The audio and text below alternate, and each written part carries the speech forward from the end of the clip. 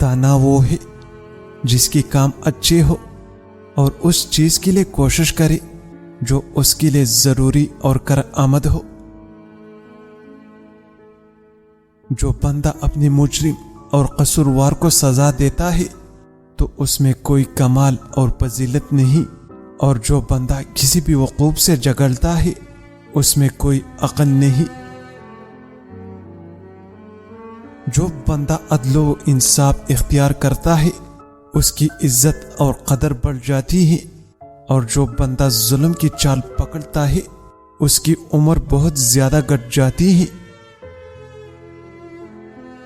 دین کا انتظام دو باتوں سے وابستہ ہے، ایک اپنی جان کے ساتھ انصاف کرنا، دوسرا اپنے بھائیوں کی خبر گیری رکھنا۔ جب تک ظلم کی پاؤں نہ پسلے تب تک عدل کی پاؤں کبھی نہیں جمتے۔ جو شخص اپنی سلطنت اور حکومت میں عدل و انصاف پر چلتا ہے اسے مددگاروں اور معاونوں کی ضرورت نہیں پڑتی۔ عدل میں فراخی اور وسعت ہے۔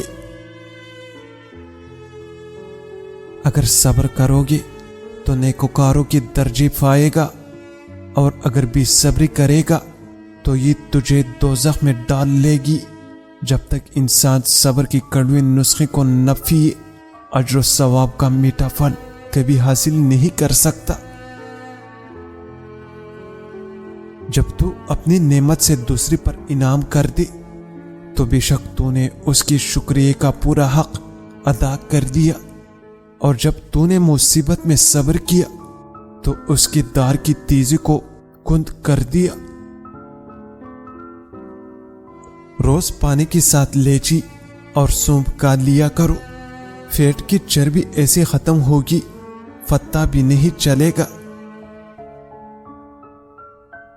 خوشی ہے اس بندی کے لیے جو اپنے نفس میں ذلیل اور اطاعت الہی کی بدولت عزیز اور قناعت کی طفیل غنی ہو، اس بندی کے لیے جو صبر کو اپنی نجات کی سواری اور تقوی و پرہیزگاری وفات کے لیے سامان تیاری بنائے، اور خوشی ہے اس کے لیے جس کے دل پر یقین کی روشنی پڑے۔